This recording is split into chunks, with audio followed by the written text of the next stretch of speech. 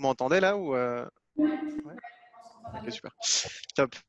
Donc j'ai organisé un peu les questions et la première c'était notamment qu'est-ce qu'on fait nous en début de mission. Et j'avais envie de commencer par là. Pourquoi? Parce que quand je regardais vos questions, souvent ma réponse, comme j'ai dit à Lorraine hier, c'était bah, ça dépend, ça dépend, ça dépend. Et ça dépend justement de choses que nous en début de mission on essaye de clarifier. Donc, je vous propose que je vous dise très rapidement nous les quatre grandes questions qu'on essaye de clarifier quand on a un premier contact avec une entreprise ou quand on conseille quelqu'un en termes de sales B2B. Vous m'arrêtez quand vous voulez et c'est pas clair, vous me dites. Et après, on rentre un peu plus dans le détail concret. Et je vais essayer à chaque fois de le rapprocher de HireSuite. Après, je pense qu'il y a aussi des zones d'ombre dans ma compréhension de vos sales et ça sera l'occasion de clarifier tout ça ensemble.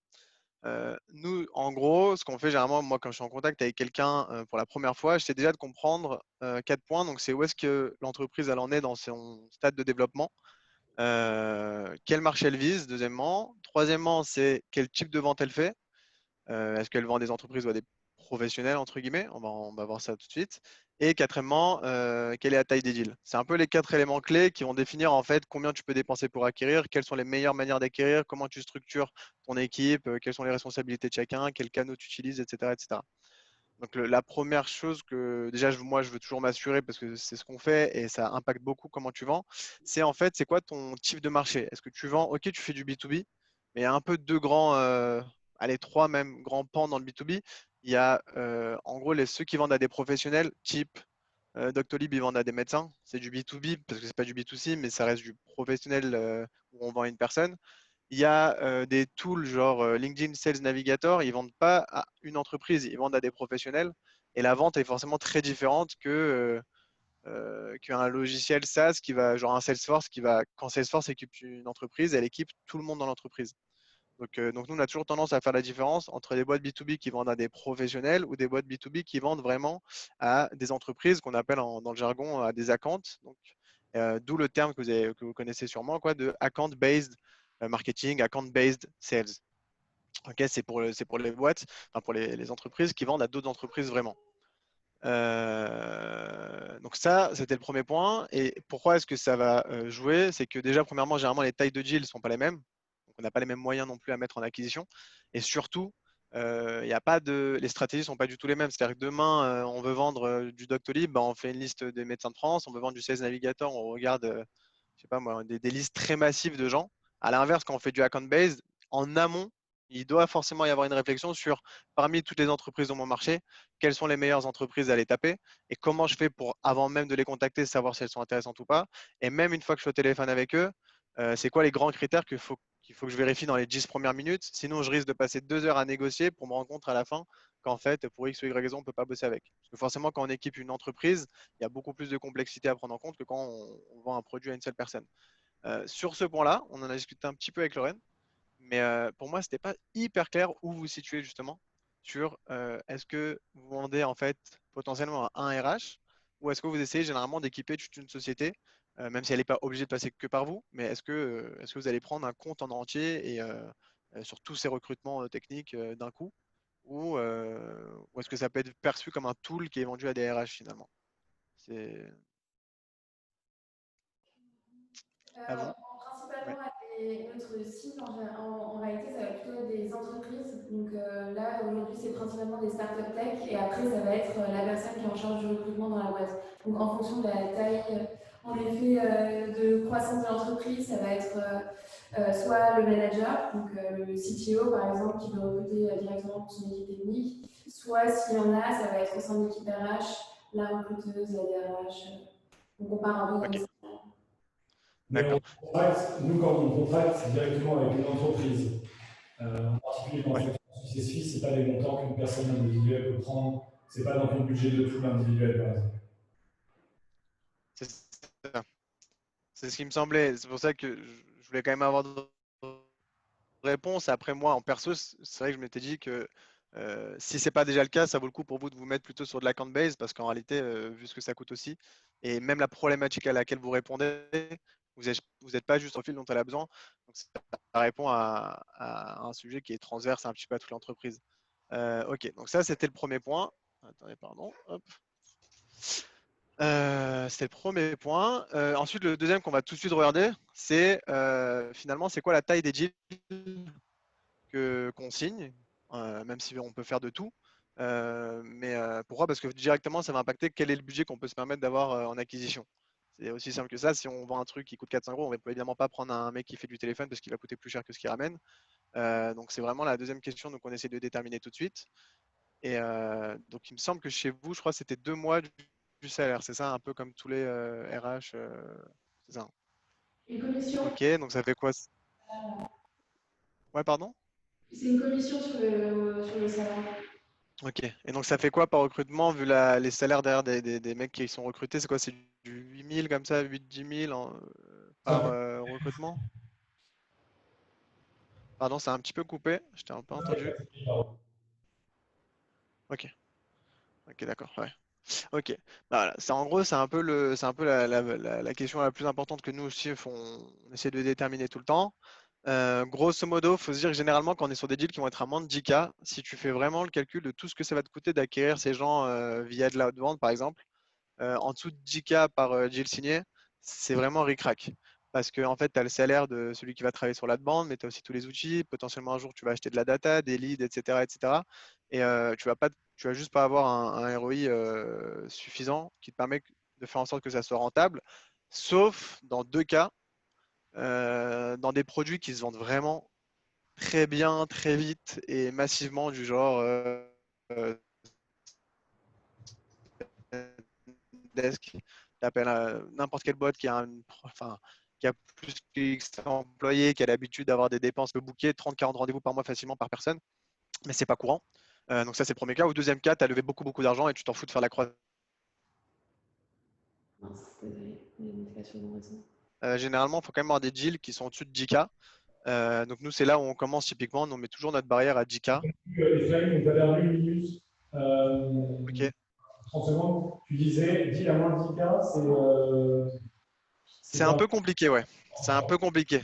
Ouais, si tu as une valeur annuelle, une ACV, genre une valeur annuelle de contrat, en gros, quand tu signes un deal, tu sais que sur l'année, il va te ramener moins de 10K. C'est un peu compliqué de mettre de l'humain sur la chasse parce que quand tu fais la somme de tous les frais que tu vas avoir, il faut évidemment pas prendre en compte que le salaire de la personne qui fait la chasse parce qu'il y a plein d'autres charges concomitantes, si tu veux. Il y a les leads, il y a les softwares qu'il va utiliser, il y a le management, il y a ses bureaux, son casque, etc., etc. En dessous de 10 000, c'est assez compliqué de s'y retrouver. Et je disais, sauf dans 2 cas. Il y a 2 cas où ça peut passer. C'est le cas où tu as un produit qui se vend très vite et facilement. Je pense à des trucs comme Spendesk ou quoi, où c'est tellement des problèmes béants dans plein de boîtes. Et la solution n'est pas un coût que tu rajoutes en plus. Généralement, c'est vraiment marginal comme coût en plus. Donc, c'est facile de prendre des rendez-vous. Ou alors, si tu as levé beaucoup, beaucoup, beaucoup, beaucoup d'argent et que tu t'en fous de faire une croissance avec une marge négative, etc. Mais si tu n'es pas dans ces 2 cas-là, en dessous de 10 000 par an, c'est compliqué. C'est pour ça que nous, généralement, on essaie toujours de mettre le viseur entre 10 et 30 000, grosso modo, par an. Si on tombe au-dessus, tant mieux, mais ça demande plus de complexité quand on est au-dessus. Et si on tombe en dessous, on fait en sorte d'éviter ça, de jamais être en dessous de 10 000. En amont, en essayant de savoir, avant même de prospecter une entreprise, demain, si on la signe, combien elle va nous ramener. Donc ça, il faut se poser. Typiquement, chez HireSuite, moi, ce que je me suis dit, une manière de calculer ça chez vous, c'est de regarder les gens qui ont effectivement recruté par HireSuite, sur l'année, combien ils ont recruté par vous, et sur l'année, combien ils ont recruté chez eux, faire un pourcentage, dire, bon, en fait, quand on signe une entreprise, on a X% de leur recrutement qui passe par nous.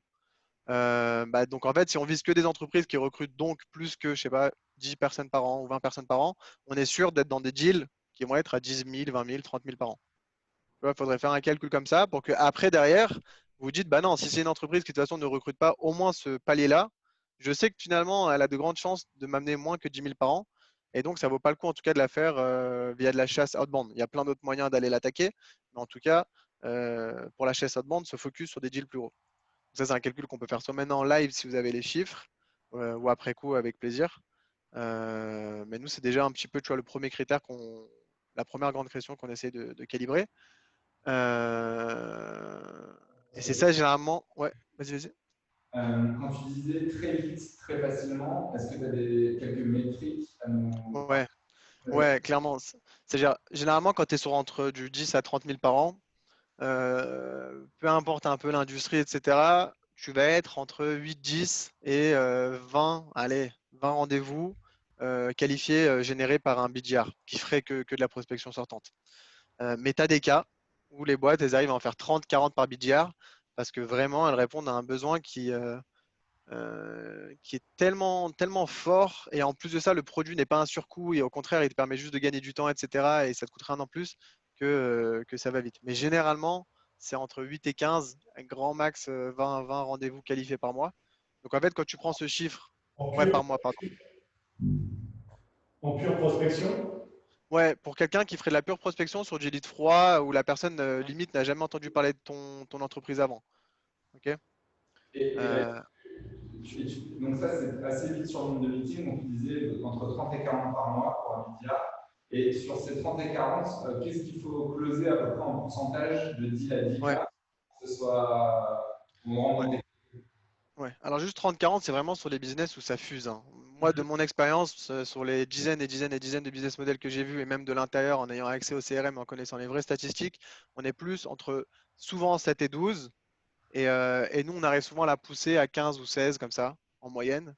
Et j'ai vu quelques cas vraiment qui sortaient du lot à 20 ou plus. Mais généralement, si c'est plus vers les 10, max 15. Et après, les taux de conversion, bah, ça dépend évidemment de tes sales et ton produit, mais ça va être pareil, entre 15 et 25% en moyenne de moi ce que je vois. Je parle pas d'études de marché, je parle vraiment des dizaines de cas que moi j'ai vu en interne. Je sais pas trop ce qui se dit entre guillemets sur Internet, quoi, mais entre 15 et 25%, c'est toujours ce que je vois. Donc ce qu'il faut faire après, c'est se dire, grosso modo, tu as 10-15 rendez-vous par mois, fois grosso modo 15-25% de conversion, fois 20 000 en moyenne, si tu entre 10 et 30 000. Si c'est bien lissé entre deux. Ok. Et il faut que ça te ramène au moins x3, voire x4 ou x5 par rapport à tes coûts de prospection, entre guillemets. Parce que d'ailleurs, tu as quand même un account exécutif qui fait le closing, tu as un customer success manager qui fait aussi l'accompagnement, etc., etc., quoi. Donc les ratios qu'on va aller chercher, c'est entre x3 et x5 quand tu prends, donc encore une fois, nombre de meetings fois taux de conversion, fois taille de deal. Il faut que ça fasse x3, x4 ou x5 ce que ça t'a coûté en prospection grosso modo. Ok. Donc, euh, donc nous, c'est typiquement les calculs qu'on fait en fait quand on rentre un nouveau client pour déterminer quelle est la taille des deals qu'on doit aller chercher. Parce que certains clients, ils ont des marchés très compétitifs. Et donc, en fait, on n'arrivera jamais à faire 15 rendez-vous par mois. On va en faire peut-être 7-8. Donc, on sait tout de suite qu'on va aller chercher des deals au moins une fois et demie ou 2 fois plus gros. Sinon, mathématiquement, au bout de 6 mois, tu te rends compte que tu as généré de la croissance, mais qu'elle n'était pas rentable. Donc vraiment, c'est un calcul à faire sur Excel, en gros. Et c'est par là qu'il faut commencer généralement, je pense, euh, quand tu veux prévoir de la croissance. Euh, donc nous, voilà comment on fait. Grosso modo, ce qu'on fait après, une fois qu'on a calibré ça, on fait à chaque fois 3 groupes. On fait en fait un tableau à 2 fois 3 entrées et on prend toutes les nouvelles entreprises qu'on va prospecter pour un de nos clients. Ce qu'on fait, c'est qu'on la rentre dans ce tableau-là où on calibre la taille de deal potentiel, grosso modo sur l'axe Y. Et sur l'axe X, on va calibrer dans quelle mesure cette entreprise, on pense qu'on a une chance de la convertir en client. Pourquoi? Parce qu'en fait, on va regarder le CRM de notre client et on se rend compte que sur ces 100 meilleurs clients, ils ont toujours les mêmes caractéristiques A, B, C, D. Et donc, on sait que quand une entreprise a 3 ou 4 de ces caractéristiques, elle a une possibilité de conversion beaucoup plus forte que quand elle n'a pas ces caractéristiques. Et on va essayer de prioriser la prospection sur des boîtes qui ressemblent déjà au client idéal. Donc nous, on score en fait tous les accounts en panier de deal, donc small, medium et big en gros. En dessous de 10 000, on est small, au-dessus de 30 000, on est big. Et on va essayer toujours d'aller taper le medium, nous, 10-30, parce que c'est là où ça va vite et où c'est assez gros et rentable. Et après, pareil, on analyse des critères sur mesure pour définir est-ce qu'on a des chances de conversion. Alors sur Airsuite, j'ai essayé d'y réfléchir, mais franchement, j'ai pas eu de grandes idées pour l'instant comme ça, sans avoir plus d'infos que ça, sur est-ce que vous avez trouvé, vous, en interne, des critères communs à la plupart de vos meilleurs clients, que ce soit sur leur taille, leur industrie, leur géographie, leur stade de développement, les profils recherchés, des choses comme ça. Euh, oui, enfin, alors je pense qu'un des premiers critères, c'est le fait qu'il est levé. Alors, c'est pas forcément une corrélation, mais en tout cas, enfin, pas forcément une causalité, mais en tout cas, il y a une corrélation entre tous nos meilleurs clients et le fait d'avoir levé. En nombre d'employés, je dirais que c'est entre 15 et 200. Et évidemment, au moins entre 3 et 6 recrutements tech à prévoir sur d'ici la fin de l'année. Ok. Bon, bah, ça, c'est assez j'apprécie. Ouais. Ça, on a souvent l'information en ligne des recrutements, c'est du sélection publique. Ouais. Ah, voilà, nous, donc typiquement, tu vois, nous, ce que je vous conseillerais de faire, c'est ça, c'est en plus de faire l'approximation de la taille du deal, c'est toujours évidemment de prendre ces critères-là et de vous faire votre petite formule à vous qui priorise les leads, parce que potentiellement, tu vas avoir peut-être 3000 entreprises qui tombent dans ton 10 000, 30 000 par an, et par lesquelles tu vas commencer, bah, autant commencer par celles qui ont directement le plus d'appétence pour ton produit, parce que tes clients ressemblent. Et même si c'est pas vrai, et qu'en fait, en dessous de 15 employés, ça marche, ou même quand il n'y a pas de levée de fonds, ça marche, c'est pas grave, parce qu'au moins dans l'argumentaire de vente, tu vas lui ressortir ces critères communs que l'entreprise a avec tes clients. Et il y a une impression de on est fait pour pile pour vous, qui permet de convertir plus vite derrière. Donc ça aussi, c'est pas mal en termes de stratégie quand on n'a pas encore des milliards de clients. C'est vaut mieux faire niche par niche, entre guillemets, parce que tu donnes à chaque fois l'impression à ta niche que tu es le produit fait uniquement pour cette niche-là. Donc nous, typiquement, je sais on adapte tous nos messages, que ce soit par email ou téléphone, en termes des noms d'industrie qu'on va citer ou des caractéristiques, voilà, levée de fonds, etc., ou taille de boîte, ou même des noms des clients qu'on va citer. On va toujours faire en sorte de donner l'impression qu'on est, comme par hasard, le SaaS fait pour cette industrie, etc. Alors qu'en fait, parfois, c'est pas forcément le cas. Mais bah, c'est pas faux non plus, quoi. Si tu as déjà 10 clients qui sont dans le prêt-à-porter, le 11e, tu vas mieux le comprendre, c'est vrai. Même si en fait, tu peux vendre du placo comme des t-shirts de sport. Donc, donc il y avait ça, voilà, c'est un peu grosso modo ce qu'on fait quand on commence. Suite, on en a parlé. Et le dernier point, évidemment, parce que parfois, tu vas te rendre compte que l'ad-band, c'est super bien pour toi. Ok, tu es dans les 20 000 par an, tout ce que tu veux, enfin, tout ce dont on a parlé. Mais le dernier point qu'on regarde quand même, c'est ok, t'en es où dans ton développement commercial? Si, et ça, on en a un petit peu parlé avec Lorraine hier, c'est en gros, il y a deux questions, moi, que j'essaie toujours de clarifier. C'est est-ce que ce que tu vends, c'est un stock fini ou un stock infini? Ça veut dire quoi un stock fini ou un stock infini? C'est que typiquement, tu prends un événement où il y a 100 places, ou alors une agence de service qui ne peut pas scaler à l'infini, ou alors un produit tout simplement qui a une production limitée. L'objectif n'est pas du tout le même, typiquement, que sur un SaaS qui est à croissance potentiellement illimitée. Pourquoi? Parce que dans une agence, ils savent qu'ils sont capés, je sais pas moi, à 100 clients. Le but, c'est de faire 100 clients le plus rapidement. Si tu as un événement avec 100 places, le but, c'est de vendre tes 100 places le plus rapidement. Donc là, tu ne vas pas chercher ce qui te permet de croître le plus de manière générale. Tu vas te regarder ce qui te permet de croître le plus rapidement et à plus faible coût. Donc pour caricaturer, typiquement, tu as un événement avec 100 places limitées. Bah, tu fais de l'emailing et au pire, même s'il faut envoyer 1 milliard d'emails, tu t'en fous. Même si tu as un taux de conversion à 0,0001 ou tu t'en fous. À l'inverse, si tu fais du SaaS, c'est compliqué. Il vaut mieux que tu optimises ton taux de conversion parce que ton but, c'est pas d'avoir 100 clients, c'est d'avoir une position leader sur le marché. Et donc, il faut que sur 10 clients auxquels tu parles, tu en convertisses un maximum. Donc, il y a ça. Et ce qui joue aussi, c'est ton stade de développement, dans quel point tu es mature. Si tu as pour l'instant 3 clients, tu n'es clairement pas dans une logique d'optimisation et de croissance, c'est dans une logique de signer tes 20 premiers clients. Et auquel cas, pareil, tu vas au plus facile, au plus rapide. Quand par contre, tu es en phase de croissance où tu veux faire des plans scalables, etc., là, tu rentres dans ces réflexions. C'est d'ailleurs parfois ce qui explique un peu le shift entre inbound et outbound dans des boîtes qui, après une levée, elles n'arrêtent pas l'inbound, mais elles commencent à développer vraiment l'outbound. Typiquement, il y a 360 Learning qui ont fait, et c'est un cas connu un peu sur Paris parce qu'ils ont fait une grosse croissance en inbound, c'est assez rare. Mais là, après leur dernière levée, il y a 1 an et quelques, ils ont commencé à développer tout leur outbound. Pourquoi? Parce que l'inbound, c'est bien, ça te ramène des clients à plus faible coût, tu n'as pas de force commerciale énorme à développer, etc. Mais c'est limité. Pourquoi? Parce que le pourcentage de ton marché qui va venir sur ton site un jour ou télécharger ton livre blanc, etc., il est ridicule par rapport à la taille totale du marché. Donc à un moment donné, quand tu veux devenir vraiment plus gros et prendre une position de leader, tu n'as pas le choix que d'aller chercher ceux qui ne verront jamais ton site, ceux qui ne répondront jamais à ton email et ainsi de suite. Donc, prendre des BDR ou SDR, téléphone, etc., etc. Donc c'est aussi ça qui va rentrer en jeu. Même une fois que tu as fait les mathématiques, il y a quand même la question de où est-ce que tu en es personnellement dans ton stade de développement.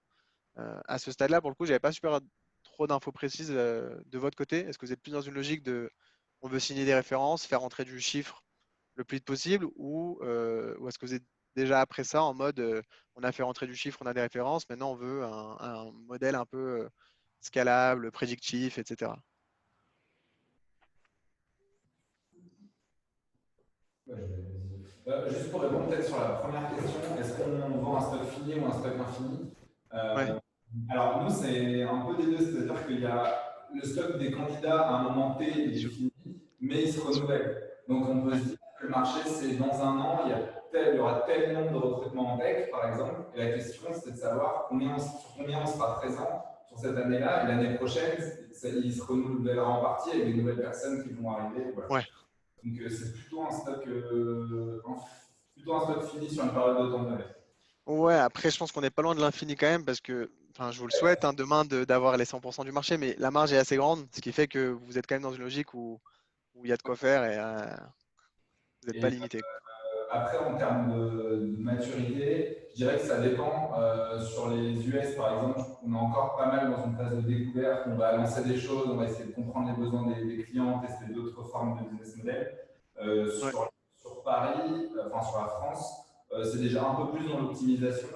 On a une base de clients qui tourne, on arrive un peu à identifier des choses communes. Après, il y a encore pas mal de choses à faire sur l'automatisation des leads, contacter les gens de manière plus régulière, plus processer les choses. Donc, on est un peu en découverte à l'étranger et dans une phase d'optimisation en France. Découverte à être. Ouais. De toi, ton expérience, les chiffres que tu vois, où tu disais généralement les boîtes commencent en inbound et ensuite à partir d'un certain moment, par exemple de la levée de fonds, elles font faire de l'outbound. Est-ce que tu as des ranges à nous donner, par exemple, à partir de tant de clients ou à partir de tant de CA? Ok. Généralement, le mix évolue. Je me suis mal exprimé, je pense. Je dis pas que forcément les gens commencent en inbound et après ils shift vers l'outbound. Ce que je disais, c'est que même quand. En fait, là, en gros, l'outbound, c'est ce qui marche le mieux. Tu montes, tu descends, c'est très simple. Tu demandes à un mec de te faire toute une stratégie, d'écrire des articles, faire des vidéos, de se prendre la tête, ça prend 6 mois à ramener des leads. Ou tu en prends un autre qui est bon, tu lui donnes un téléphone, un listing. À la fin de la semaine, celui qui a le listing, s'il est bon avec son téléphone, il t'a ramené des clients. Donc même les boîtes en fait qui commencent par l'inbound, parce que ça a quand même évidemment ses intérêts à savoir que bah, tu n'as pas grand chose à faire une fois que c'est en ligne, etc. Finissent à un moment donné par faire de l'outbound parce que l'inbound ne touchera toujours qu'une partie limitée de ton marché. Donc après ça c'est du cas par cas. Je vous ai cité 300 Learning, je sais qu'ils ont fait beaucoup par l'inbound et c'est assez rare. Il y a HubSpot qui est connu pour ça aussi, mais bon HubSpot ils ont dépensé 100 millions en même temps dans leur inbound, donc franchement, tout le monde n'a pas ces moyens-là. Il y a, comment il s'appelle Elvo, avec qui nous on parlait récemment. Je sais qu'ils ont fait jusqu'à leur. Attends, ils ont fait quoi, un seed ou une série A? Je sais plus. Je crois qu'ils ont fait un seed. En tout cas, ils ont fait quand même pas loin de. Ils ont fait. Ouais, peut-être que je peux pas communiquer sur les chiffres en fait. Euh, Ils ont fait un beau début de croissance en inbound. Et quand ils ont voulu accélérer, là, ils sont en train de développer leur outbound typiquement chez eux. Où est-ce que tu mets le stop? Je pense qu'il faut vraiment essayer au maximum de sortir des benchmarks. Il n'y a pas de best practice en réalité. C'est est-ce que ça marche ou est-ce que ça marche pas? Tu as réussi à monter un inbound fabuleux qui continue de te permettre d'obtenir tes objectifs pour tes investisseurs et la croissance que tu as prévue. Pourquoi tu veux te prendre la tête à recruter des mecs qui vont faire du téléphone? Si ça ne marche plus assez, bah oui, tu n'as plus le choix que de passer au BDR. Ou à l'inverse, tu es sur un marché où en ligne, c'est hyper compétitif, il y a déjà des tonnes de blogs, tout le monde écrit sur le sujet, etc. Ou alors, c'est pas ton ADN. Genre, moi, je suis pas sûr qu'un jour, on aura une stratégie chez Orchestra d'Inbound, parce que c'est pas notre ADN. On en fera peut-être un peu, mais on est des chasseurs, entre guillemets, on ira toujours plus vers de la chasse. Donc, c'est plus toi où tu te situes, est-ce qu'il y a déjà de la concurrence en inbound ou pas, etc., qui vont déterminer ces choses-là. Mais ce qui est sûr, c'est que dans la plupart des business, quand tu es encore une fois dans les tailles de deal dont on parle, hein, les gens passent à un moment donné à l'outbound. Après, sur les tailles de deal plus petits, jamais tu passeras à l'outbound parce que si c'est pour signer des deals à 200 euros, ça sert à rien. Typiquement, nous, je sais qu'on s'est inspiré beaucoup au début d'une boîte qui s'appelait Elastic Sales aux US, qui faisait des sales on demand pour plein de startups. C'était les rois de l'outbound. En attendant, quand ils ont lancé leur propre CRM, ils font que de l'inbound parce que le CRM, c'est 100 euros par tête. Donc forcément, ils ne vont pas s'amuser à faire du téléphone pour vendre un produit à 100 euros. Donc voilà, c'est juste pour dire que même ce qui marche en inbound, quand tu es sur des gros deals à 10, 20, 30, 50 000, il y a un moment donné, c'est à ses limites et les gens vont passer sur l'outbound. Où est la limite? Bah, tu vois tes chiffres et concrètement, est-ce que ça marche ou pas? Et est-ce que tu as envie de pousser dans une direction ou dans une autre? Mais globalement, sur cette taille de deal-là, c'est toujours plus efficace la chasse. Maintenant, il faut pouvoir se le permettre. Donc déjà, faut rentrer des deals à plusieurs dizaines de milliers d'euros.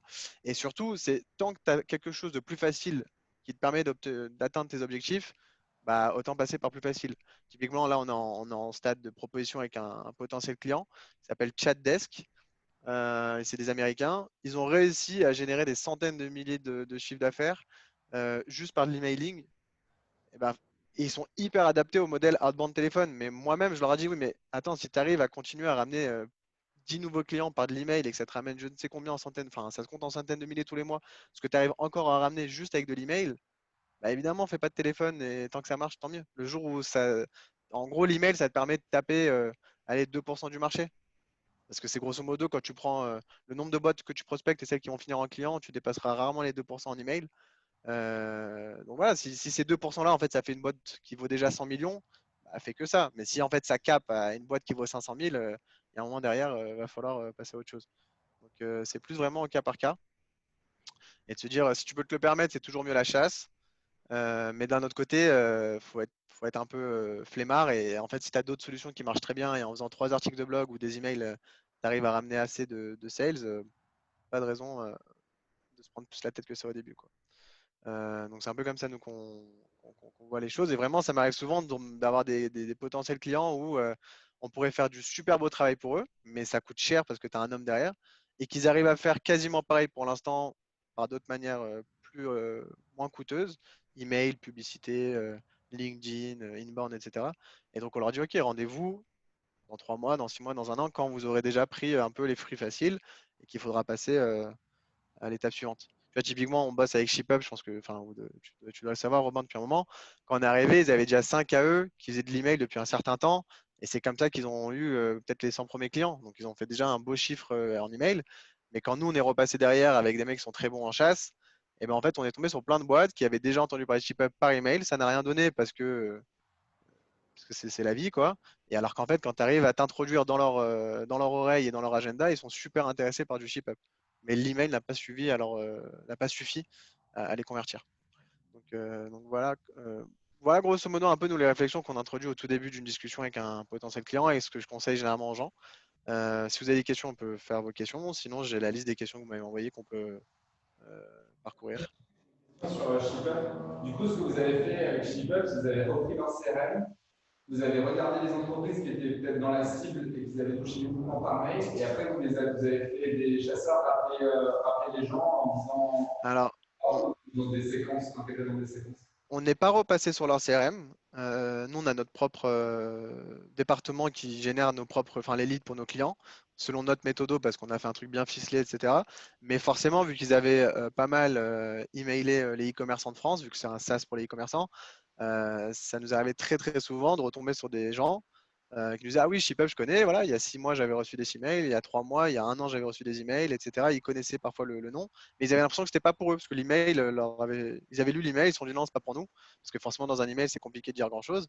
Et en mettant des mecs qui savent, qui ont un peu de pouvoir de conviction et un peu de confiance, quoi, au téléphone, bah, tu arrives à leur montrer en fait que bien sûr que oui, c'est fait pour vous, et à les ramener en démo derrière. Donc, et c'est pas étonnant, quoi. C'est normal.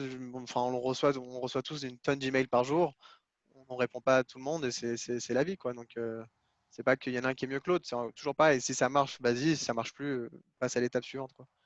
Mais, Et du coup, donc, pour ShipUp, vous avez lancé une campagne d'email à nouveau, ou est-ce que vous avez directement. ouais.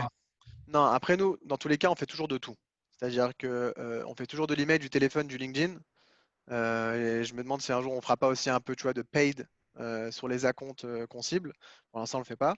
On fait toujours de tout. Maintenant, les emails typiquement que tu envoies ou les messages engine que tu envoies quand derrière tu fais du téléphone sont très différents que les emails que tu envoies quand tu fais que de l'email.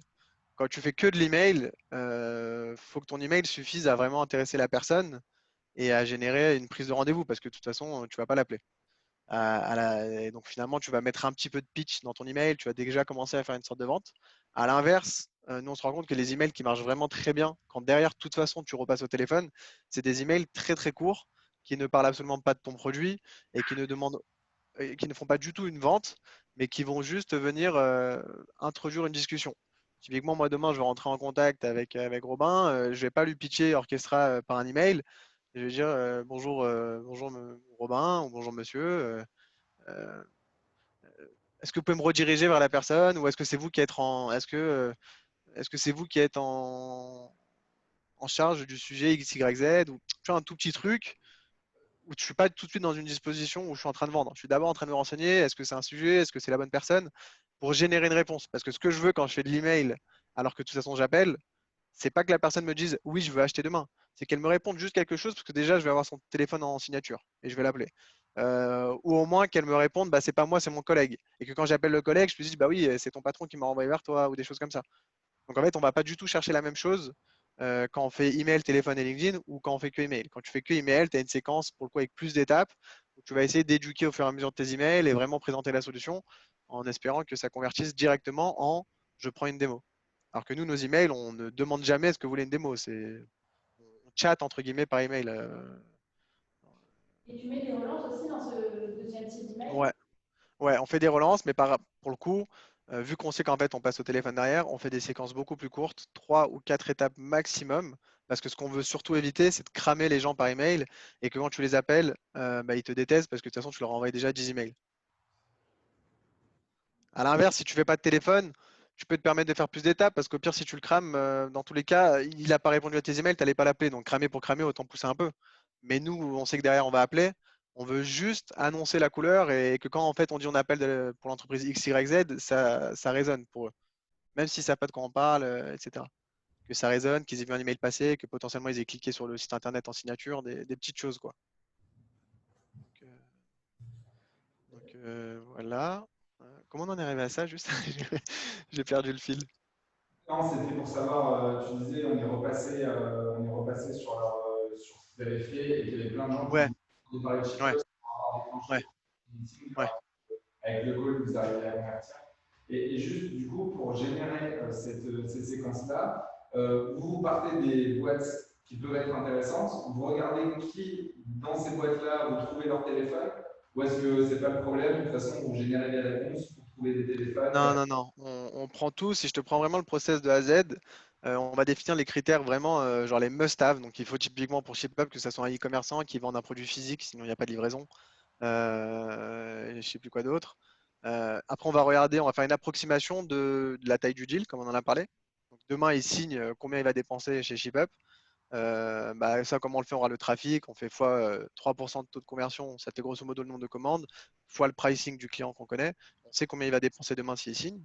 Et si jamais il est à plus que 10 000, alors on va trouver les bonnes personnes à contacter dans la boîte, les emails et les téléphones de toutes ces personnes. Et derrière, on leur envoie et des emails et on repasse au téléphone si jamais il n'y a pas eu de réponse dans les quelques jours. Donc on fait tout ça. Et un autre truc que je voulais vous dire, c'est que vous êtes dans un cas, tout à l'heure on a fait grosso modo un calcul en se disant, tu prends le nombre de recrutements que fait un client à AirSuite et tu regardes quelle est la proportion qui est passée chez vous. Et comme ça, tu peux faire ton calcul de en fait combien de recrutements doit faire une entreprise pour être intéressante pour vous. Si elle est en dessous, ça ne veut pas dire que tu n'en fais rien. Comme je disais tout à l'heure, on va en faire quelque chose. Simplement, on va peut-être pas mettre un humain qui fait du téléphone.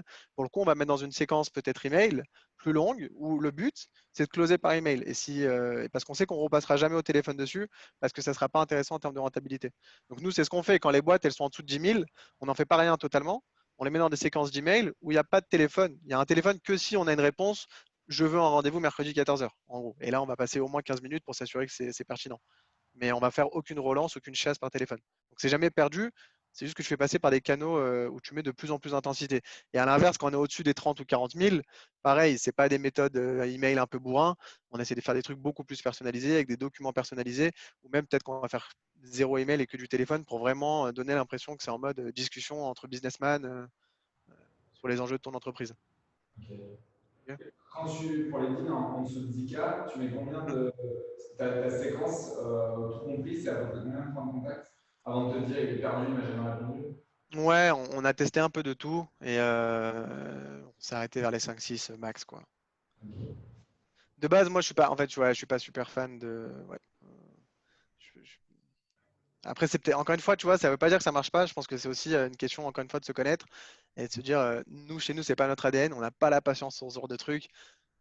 Donc, mais en fait, ça se trouve c'est possible, hein. Ça se trouve il y a des mecs qui sont juste les meilleurs là-dedans et qui vont trouver une manière de faire en sorte que ça marche. Moi, ce que je me dis, c'est juste logique. Quand je reçois une séquence, j'ai pas répondu 2 fois, j'ai pas répondu 3 fois, j'ai pas répondu 4 fois. Mec, je suis pas intéressé. C'est simple. Ou alors c'est pas le bon email, mais c'est genre dans les deux cas, il y a un truc qui. Et Ouais. juste, donc, il y a la séquence d'email pour ces personnes-là. Et est-ce que tu utilises aussi des outils d'automatisation Ouais, ouais, LinkedIn, ouais. ça aussi? Est-ce que tu en Ouais, as. alors en fait, on utilise une tonne d'automatisation. Maintenant, vu que nous, on fait que ça, la génération de leads et la prospection, on a créé notre propre outillage en fait, où ça commence au stade de génération des listes par scrapping, donc soit en scrapping jeans, soit on achète des bases de données avec des millions de boîtes dedans. Et ça rentre dans une base de données sur laquelle on peut annoter les leads avec des critères propres en fonction de nos clients. Donc pour ShipUp, encore une fois, on va regarder le trafic, on va regarder est-ce que c'est une marque ou est-ce que c'est un retailer, des choses comme ça. Pour vous, on regarderait le nombre de recrutements, etc., les levées de fonds. Et en fait, on annote les leads comme ça, mais sur une seule et même plateforme. Et ça va générer donc un score d'appétence, un score de taille de deal. Et donc, ça va automatiquement, c'est dans le programme déjà que va être décidé est-ce que ça part que sur l'email, du email plus du téléphone ou que de l'email que du téléphone super personnalisé. Les séquences sont déjà routées automatiquement, etc. On a un programme central, si tu veux, qui est en même temps une sorte de CRM qui permet de faire de la notation sur les leads. Et la personne qui annote le lead, qui est un mec que chez nous, c'est un lead gen spécialiste, on lui demande de remplir des cases. Il ne se rend pas compte que quand il remplit une case, ça génère un score qui automatiquement fait prendre une décision au programme de par quelle route je passe, quel message et à quel SDR je l'envoie. Et en fait, de l'autre côté de la plateforme, tu as le SDR qui est sur son CRM de prospection où les listes se rajoutent, se mettent à jour tous les jours avec de nouveaux leads à contacter. Mais il n'a rien fait. C'est-à-dire que lui, il fait que son téléphone et c'est nous qui lui rajoutons les boîtes et c'est nous qui lui envoyons les emails pour lui. Et tout ça sur une seule et même plateforme. Donc on connaît pas mal les outils parce qu'au début, on utilisait plein d'outils du marché et aujourd'hui, on a construit notre brique à nous parce que on ne va pas le refaire à chaque fois pour chaque client. Quoi. Mais si vous avez des questions précises sur. Pardon? Vous avez développé votre outil interne. Ouais, c'est ça, c'est une sorte de base de données sur laquelle, quand on prend des actions, il y a un programme qui tourne derrière et qui dit quel est le workflow à suivre et c'est couplé avec notre CRM en gros. Donc, mais si jamais vous avez une question précise sur est-ce que tu connais un outil qui fait X, Y, Z, dis-moi, on a une liste je sais pas, d'une centaine d'outils dans lesquels qu'on consulterait ça constamment. Quoi. Ok, Euh, on va revenir mais bon. sur les outils. Ouais, avec plaisir, avec plaisir. Surtout qu'on s'y perd facilement. Hein. Pour chaque truc, tu en as 10 qui font la même chose et on en a testé beaucoup, beaucoup, donc n'hésitez pas. Il y avait une autre question que j'avais notée de votre part, c'était genre comment structurer l'équipe. Si vous voulez, on peut passer à ça, à moins qu'il y ait autre chose là tout de suite. Bah, pour l'instant, du coup, là, il y a Constance et Mathieu qui sont sur l'acquisition. Ouais. C'est à eux de soit relancer des clients inactifs, soit aller chercher de nouveaux clients. Robin, CEO et un peu toute l'équipe. Et Lana et moi, on s'occupe des clients actifs. Donc, on va les accompagner de la démo jusqu'au recrutement. Et pour l'instant, ouais, c'était des questions sur parce qu'ils gèrent et l'inbound et l'outbound. Ouais. Et voilà, c'est un peu pour voir toi, avec cette taille d'équipe à peu près, si tu avais des recommandations. Ouais. Bon, la logique, en tout cas, dans la mesure du possible, parce qu'il faut avoir les moyens, c'est évidemment toujours de diviser, séparer et professionnaliser chacun sur son rôle. D'où le fait qu'il y a des BDR, des accounts exécutifs, des account managers, etc. C'est pareil sur inbound et outbound. Moi, j'y vois deux raisons, peut-être qu'il y en a plus. C'est déjà, premièrement, en spécialisant, le profil s'améliore sur sa tâche, etc. En plus de ça, de base, c'est pas les mêmes profils que tu recherches. Un BDR inbound et un BDR outbound, en vrai, ça n'a rien à voir. Typiquement, un bon BDR outbound, logiquement, tu lui demandes de faire l'inbound, il pète un câble au bout de 2 jours. Parce qu'il n'est pas fait pour ça. C'était une autre question, genre c'est quoi un bon profil SDR? SDR inbound, je ne connais pas plus que ça, entre guillemets, mais je peux vous dire que pour l'outbound, c'est très simple. C'est qu'est-ce que j'ai mis? Je crois que j'ai mis un mec, ou une meuf, hein. Il faut qu'il ait la dalle, il faut qu'il ait envie d'avoir de l'argent. Et il faut qu'il ait un certain bagou / courage pour appeler des mecs qui ont 45 ans, 20 ans de boîte, 400 employés sur leur portable à 11h ou à 8h30 dès qu'ils sont en route pour le boulot, etc. Et qui, quand il va se prendre des noms toute la journée et se faire rejeter, il en a strictement rien à faire. Ça le fait rire plus qu'autre chose. Et limite, c'est ça qui lui donne la patate pour la fois d'après. Maintenant, ce profil-là, si vraiment tu le trouves avec ces caractéristiques-là, et tu lui demandes de faire que du lead entrant, c'est pas un jugement, mais il va juste pas tenir parce que c'est pas son ADN. Il a besoin d'être en chasse constamment.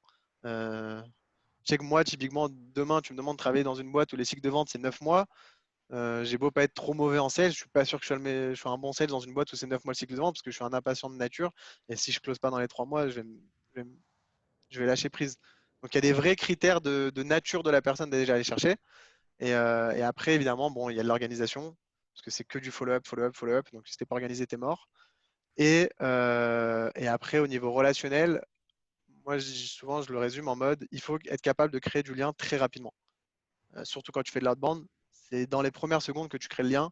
Par email, ceux qui vont marcher, c'est ceux qui savent en 2 lignes donner envie de t'appeler. Euh, tu vois, typiquement, voilà, moi, si j'ai quelqu'un au téléphone, il me dit on fait déjà l'inbound, ça marche très bien. Si je mets 40 ans à réfléchir avant de lui répondre, super, tu pourrais faire 10 fois mieux avec l'outbound, je suis mort. Parce qu'après, il a déjà raccroché et il est passé à autre chose dans sa journée. Si j'arrive à lui sortir des phrases de tac au tac comme ça, donc c'est les mecs qui ont de la répartie, qui ont un peu de bagou, etc. Pour l'outbound. Vraiment, pour l'inbound, après, je ne suis pas un spécialiste, donc je connais pas une tonne, mais, euh, mais pour l'outbound, en tout cas, c'était ça. Et donc après, voilà, donc le conseil, évidemment, c'est de séparer et de mettre chacun sur des rôles parce que tu vas les professionnaliser là-dessus et surtout il y a des ADN un peu différentes, mais aussi parce que pour les monitorer, pour savoir s'il fait un bon travail, bah, faut lui donner des KPI et des targets, mais s'il fait plusieurs choses à la fois, c'est un peu compliqué. Donc c'est aussi pour ça qu'on a tendance généralement à séparer, même dans les boîtes où il y a inbound et outbound, on va essayer de séparer les équipes parce que inbound, il n'est pas responsable du flux, il est responsable de dans quelle mesure il arrive à convertir ce flux, dans quelle mesure il répond rapidement, est-ce qu'il arrive à appeler dans les 5 minutes ou pas, et est-ce qu'il convertit 10% des leads entrants ou 50%. Et à l'inverse, en outbound, c'est toi qui crée le flux, donc forcément, tu es responsable du nombre de meetings que tu vas, que tu vas réussir à booker par mois, par exemple. Mais sur ton SDR inbound, tu peux pas lui dire il faut dire rendez-vous 15 ou 20 rendez-vous par mois. Si tu lui donnes pas de lead, enfin, donc ça va forcément être moins de sa responsabilité. Donc pour toutes ces raisons, on a tendance plutôt à séparer. Maintenant, si les équipes sont réduites, vous pouvez au moins séparer dans le temps. Dire tel moment de la journée, tel moment de la semaine, tu es focus là-dessus, ça te fait l'équivalent d'un mi-temps. Donc tu devrais faire au moins la moitié de target d'un mec qui est à plein temps. Enfin, essayer quand même d'organiser pour que ce soit pas un peu tout le temps le bordel entre guillemets. Puis même en termes de, ouais, quand tu fais de la chasse, il faut se mettre en mode chasse. C'est compliqué si toutes les 2 secondes tu t'arrêtes pour prendre des leads entrants, t'es pas dans le même, dans la même énergie, etc. Moi, j'aurais tendance à séparer et si possible mettre sur l'hardband celui qui a le plus la nature faite pour ça, quoi. Et encore une fois, il s'agit pas d'être un héros ou quoi que ce soit, c'est horrible en vrai, enfin, c'est très dur, genre, et il n'y a pas de quoi s'enorgueillir, c'est parce qu'il y a des gens que ça dérange pas et d'autres que ça dérange. Donc, surtout partir là-dessus, quoi. Je sais pas, après, je connais pas vos personnes, donc je me permettrai pas des conseils, quoi, mais peut-être tester à tour de rôle et voir ce qu'il faut optimiser. Donc, s'il y en a un qui est meilleur en inbound et l'autre en outbound, vaut mieux les spécialiser. Peut-être essayer de faire 2 semaines et voir qu'est-ce qui a les meilleurs taux. Est-ce qu'il y en a un qui est meilleur dans un cas ou dans l'autre et de séparer comme ça. Et, ouais, je sais pas. Il y a des insights que vous avez en particulier que vous pouvez me partager qui peuvent aider à voir comment organiser. Non, ce serait plutôt sur la question de savoir quand est-ce que tu passes en posture chasse et posture account management. Parce que je sais que nous, c'est un sujet là-dessus, c'est que Ouais. les accompagnent. Ils sont actifs, pas vraiment actifs. Il faut en même temps que la meilleure Yanis arrive à ouvrir des offres de plus en plus chez les clients.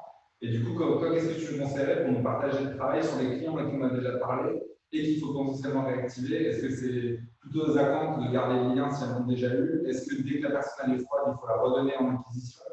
Qu'est-ce que tu vois toi en général là-dessus?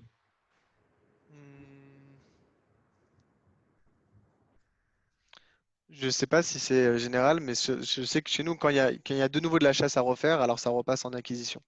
On a un truc qu'on a appelé SDR Nurturing, où on a parfois même des clients qui ont eu des touches de leur côté il y a 9 mois, 6 mois, ça n'a rien donné. Et en fait, ça leur prendrait trop de temps de relancer constamment leur pipe, donc ils le renvoient au SDR ou au BDR pour faire ce follow-up-là, parce que c'est redevenu vraiment cold. Donc a priori, s'il y a de nouveau de la chasse, potentiellement les decision makers, c'est plus les mêmes, etc. Il vaut mieux repasser sur le côté chasse, enfin par l'équipe plus chasse. Tout simplement, toujours pareil, parce qu'en fait, ton taux d'efficacité, ton taux de conversion, le temps que tu passes pour le résultat que ça mène, il va être plus faible. Donc, il vaut mieux le faire faire par des profils qui coûtent parfois un petit peu moins cher que les account managers ou alors qui sont meilleurs là-dedans et qui vont te faire grossir les taux.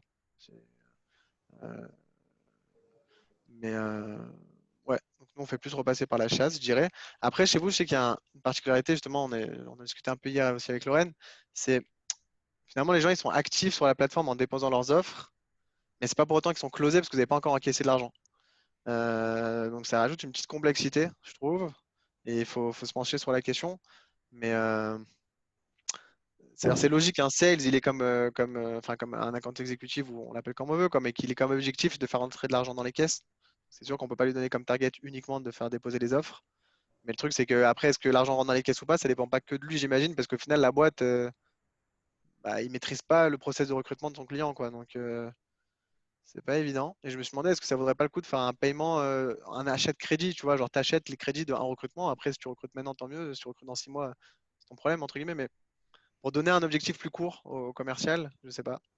Parce qu'il va se fatiguer, quoi, si derrière le recrutement met 6 mois juste parce que la RH elle est partie en vacances et que derrière ils ont changé leur plan et ils n'ont pas fait leur levée de fonds. Enfin, des milliards de trucs qu'ils ne maîtrisent pas.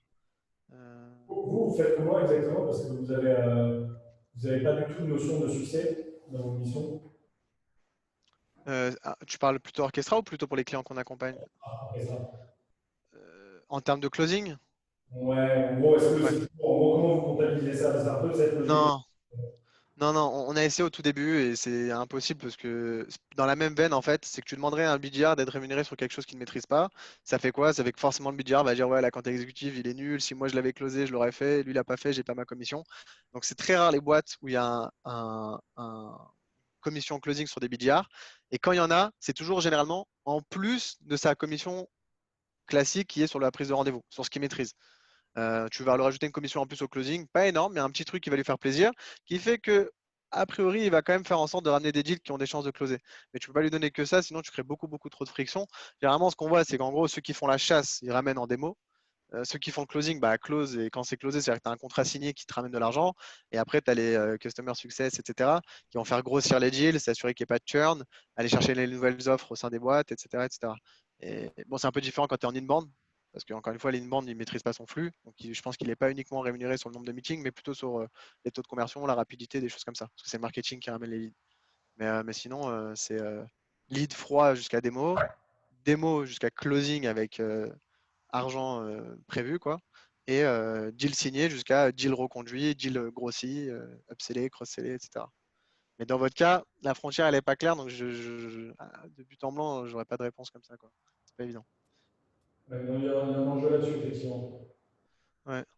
Ouais, je sais pas, moi, avec la nuit, entre guillemets, j'ai pensé soit à faire payer en avance avec des crédits, soit à faire payer en fait un abonnement à la plateforme ou par offre postée, quoi, un truc plus.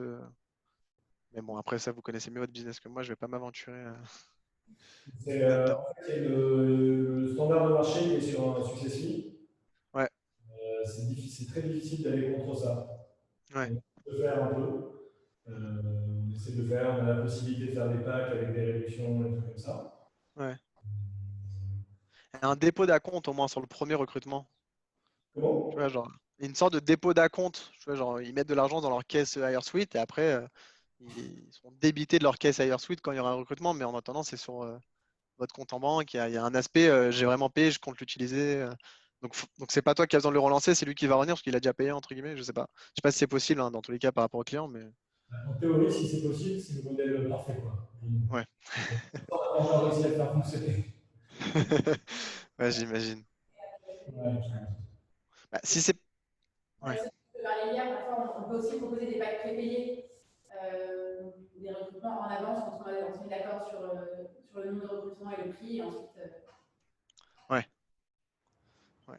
Après, tant que c'est comme ça l'est aujourd'hui, je pense que c'est évidemment assez logique que le sales soit quand même responsable que l'argent rentre dans la caisse, sinon, ouais, forcément, quoi. Mais, je sais pas après combien de temps ça prend, quoi. Mais, Ça prend 2 à 3 mois. ouais, ça va en fait. Ok. Il y a une grosse. Non, ok, d'accord. On ne maîtrise pas tout le pipe du recrutement, mais on a quand même un gros impact, quoi. Si on accompagne bien les clients, si on les aide dans les messages, si on les aide Ouais, un peu comme vous, quoi. Vous n'êtes jamais responsable à la fin de si la personne signe, mais tu peux quand même avoir un gros impact, tu peux contrôler. Et carrément. sur le portfolio client, tu sais que si tu lances, si tu as un portfolio de X clients, que tu les gères tous bien de la bonne manière, enfin, un peu comme un SDR qui va closer ses deals, quoi. S'il a 30% de taux de conversion, bah, t'as un peu pareil. Ok. Bon, bah ça va en fait. Ok, je pensais que c'était beaucoup plus long en fait. D'accord, ok, non, ça va. Non, mais Non. détente. Et après, il Bon, y a bah, des aussi, donc, ouais, ok. Vous aviez d'autres choses en tête, sinon j'ai toujours la liste des questions, hein, mais. Euh, Il reste pas longtemps, il reste 4 minutes pour vous, il y a des questions. Non. Moi j'ai une question. Ouais. Concernant tes conseils pour réussir un call call. Ouais. À quel niveau? Sur quels paramètres, comment tu le fais, le timing, comment tu commences. Du coup, tu appelles quelqu'un qui t'a jamais parlé. Ta première phrase, ça va être quoi? Ok. Je vais te répondre, je te fais juste une comparaison, c'est ce que je dis moi, BDR qui rentre chez nous, c'est le premier truc que je leur dis, tu veux toujours savoir ce que la bonne manière de faire. Il y a deux comparaisons qui marchent à peu près tout le temps. C'est tu te mets dans la peau d'un CEO super important, je sais pas, tu mets le CEO de Goldman Sachs qui appelle le CEO d'une autre boîte importante. Est-ce que tu crois qu'il appelle et qu'il lui pitch Goldman Sachs pendant 10 minutes? Genre, non. Il va lui direct lui dire, ouais, salut, c'est Mister truc, I'm CEO of Goldman Sachs, I just wanted to know, do you do X? How do you do Y? Tu vois, il rentre direct dans la discussion, il n'est pas tremblant, il n'a pas besoin de se présenter 1000 ans. Et si l'autre a une question, il lui répond. Mais il rentre direct dans la discussion. Donc déjà, tu rentres direct dans la discussion. Et l'autre comparaison qui marche vraiment pas mal aussi, c'est le dating. Demain, tu rencontres un garçon, tu vas pas lui expliquer pendant 10 minutes pourquoi tu es la meilleure fille à marier. Tu vas lui dire, ah salut, qu'est-ce que tu fais demain? Ok. Direct, tu enclenches une discussion. Donc le vrai conseil, c'est tout de suite faire en sorte que l'autre, sans même qu'il s'en rende compte, tu le pousses à rentrer dans la discussion alors il s'en rend même pas compte. Donc nous, un trick qu'on a trouvé pas mal, c'est qu'en commençant toujours avec des questions qui sont comment tu fais X, Y, Z. Typiquement pour ShipUp, c'est bon, une petite formule de politesse, oui, bonjour, etc. C'est genre bonjour, c'est Ephraim de ShipUp. Est-ce que je vous dérange? Pour être sûr au moins que tu ne déranges pas, typiquement. Et la personne va dire non, donc déjà elle se détend. Ou alors elle te dit oui, et tu rappelles, mais si elle te dit non, qu'est-ce qu'il y a? J'ai 2 minutes. Ok, donc déjà elle t'écoute, elle est ouverte. Et une fois qu'elle est ouverte, c'est je voulais simplement savoir, enfin, je regardais un peu ce que vous faites, ou je connais bien votre marque, une petite phrase d'accroche pourrie, pour dire comment vous faites aujourd'hui, comment vous gérez votre suivi de livraison. Je me demandais comment vous gérez votre suivi de livraison. Je te demande pas est-ce que tu es intéressé par ShipUp, je te demande pas d'écouter mon produit, je te demande comment tu fais X, Y, Z. Et là, réponse, soit la personne elle se met à parler tout de suite, soit elle fait mais je comprends pas à quel niveau. Bah, concrètement, moi j'achète sur votre site. Qu'est-ce qui se passe une fois que j'ai acheté? Est-ce que c'est vous qui m'envoyez des emails? Est-ce que c'est Chronopost? Est-ce que j'ai une page de suivi de colis personnalisée, etc. Je dois appeler votre SAV. Et en fait, tu rentres la personne directement dans le comment ça se passe et tu vas tirer des infos. Typiquement pour vous, ça serait je voulais savoir combien de recrutements tech vous avez prévu de faire dans l'année.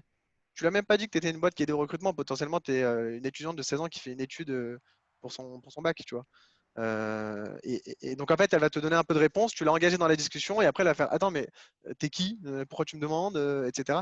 Ah, nous, ouais, bah voilà, on fait ça, ça, ça. Et là, pareil, tu dis pas tout ce que tu fais. Tu dis juste assez pour que la personne se dise il m'a pas trop répondu, mais en même temps, ça a l'air de me parler. Genre, on aide X, Y, Z, tu donnes les noms des concurrents à trouver les meilleurs profils tech.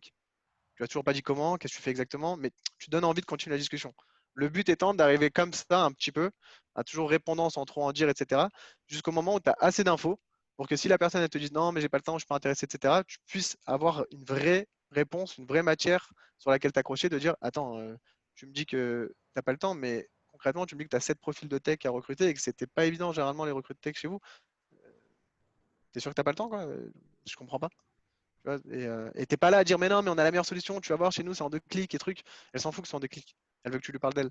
Donc voilà un petit peu nous comment on essaye de faire. Et il y avait une autre question aussi typiquement sur le CEO. Clairement, le CEO, t'attends pas de lui qui vienne en démo et qu'il achète, ça arrive, mais c'est pas souvent le cas. T'attends de lui qui passe du côté j'ai pas le temps, pourquoi tu me saoules à ah ouais, en fait, c'est un sujet, parle-en avec Bernard, Béatrice, etc.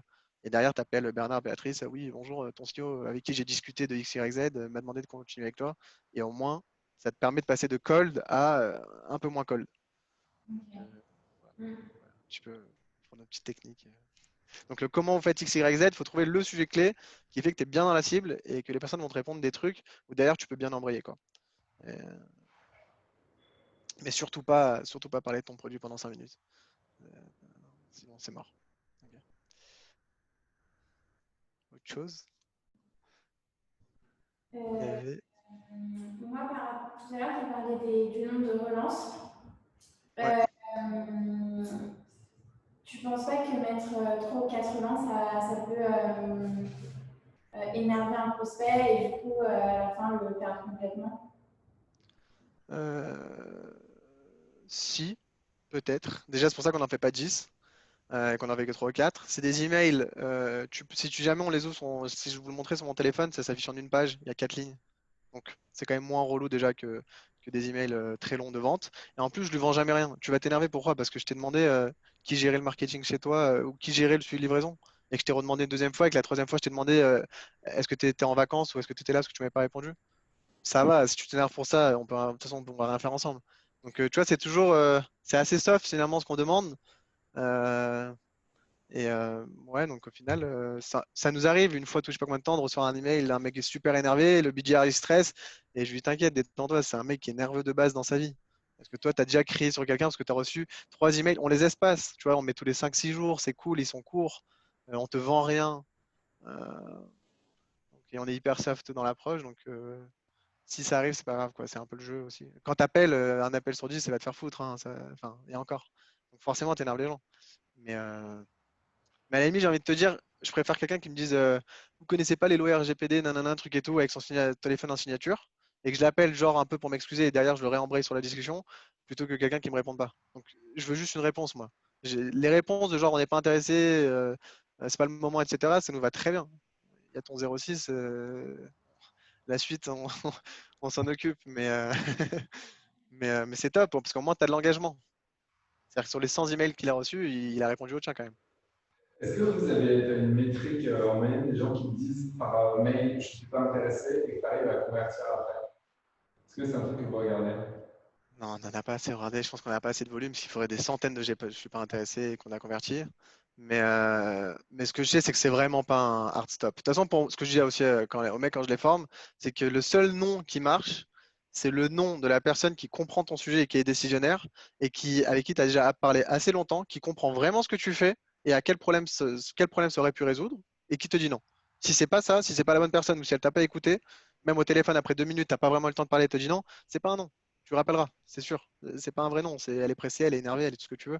Mais le seul vrai nom qui marche, c'est un nom. Tu as discuté, c'est la bonne personne. Elle a bien compris ce que tu fais et elle te dit vraiment c'est cool, hein, mais c'est pas pour nous. Pour X et Y raison, c'est pas possible. À part ça, c'est pas des vrais noms. Genre dans les réponses aux questions qu'on a, on a toujours un nom qui a un vrai nom et un nom qui a un faux nom. C'est pas du tout les mêmes réponses.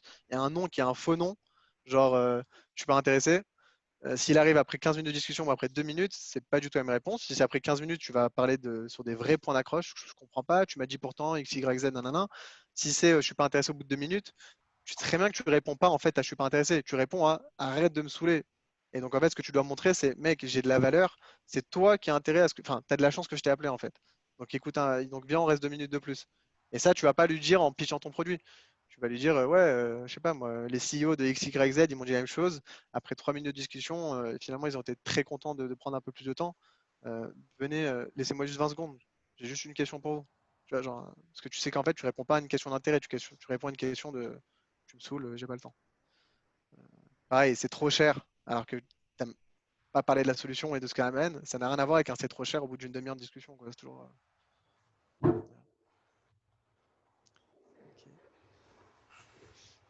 Qu'est-ce que vous avez noté d'autre? Je crois qu'on a à peu près tout. Ouais, il y avait les questions des nouveaux marchés, etc. J'ai franchement pas de super truc hyper construit à raconter là-dessus. Pour moi, c'est test and see. Donc, essayez et voyez. Maintenant, toujours pareil, à quoi ça sert d'aller chercher ailleurs si en fait déjà chez toi, tu ne l'as pas encore fait? Soit c'est parce que tu veux que l'ADN de la boîte, elle soit américaine, française, truc, ou worldwide. Mais si c'est pas le cas, bah, si tu as un marché facile à aller chercher parce que tu es en France et qu'en France, tu as un aura, tu as des clients, peut-être que si c'est plus facile, il vaut mieux aller là. Mais après, c'est des choix stratégiques, etc., quoi. Tu vois. Tiens, ouais. Merci beaucoup. Avec plaisir. Je sais pas, j'espère, en toute sincérité, au pire, on la coupe si la réponse n'est pas bonne, on coupe ça de la vidéo, mais genre, dans quelle mesure je sais pas, ça vous aide, ça vous apporte 2, 3 éléments sincèrement, hein. Bah, ouais, on a vu un petit peu hier, mais c'est surtout pour nous monter en compétences Ouais, et rencontrer aussi des experts, c'est toujours enrichissant et on va pouvoir mettre en place typiquement les mails juste pour avoir des discussions sans présenter le produit. C'est quelque chose que je pense pour l'instant on n'est pas forcément en place, mais c'est hyper intéressant et je pense que dès demain on va pouvoir l'appliquer. Donc s'il y a des petits trucs comme ça à chaque Sales Academy qu'on met en place, c'est vraiment top. ok. C'est intéressant pour Mathieu et Cosmos. Ouais, alors du coup, moi j'ai trouvé ce qui est en 1 minute, je trouvais ça super top comment tu qualifies les opportunités. Ça, on a vu différentes personnes qui s'occupaient de l'acquisition qui nous ont un peu parlé de leur manière de faire. C'était trop bien d'avoir des métriques. Tu disais en dessous de telle taille de deal, avec tel canal, etc. Il faut segmenter. Je pense qu'on a vraiment des choses à faire là-dessus. Et après, je pense que le seul flou qu'il y a dans ce genre de. Mais c'est parce que tu n'as pas le temps de préparer, c'est qu'effectivement, nous, on est dans un contexte un peu particulier où il n'y a pas les sales qui close et après tu donnes de l'account management. On est un peu là-dedans où il y a de la réactivation, des tailles de deals qui peuvent changer, des gens qui peuvent nous intéresser maintenant à moitié pour une offre. Mais en fait, tu sais qu'ils vont lever dans 6 mois ou c'est une super entreprise et que tu as envie de commencer avec leur outil. Donc voilà, mais forcément, sur une heure, voilà, c'est pas possible, mais globalement, c'était super. En tout cas, Lorraine, si tu veux partager mon email quand vous avez des questions pratico-pratiques, avec plaisir, quoi. Ça marche. Right. Super. Merci beaucoup. N'hésitez pas en tout cas. Salut.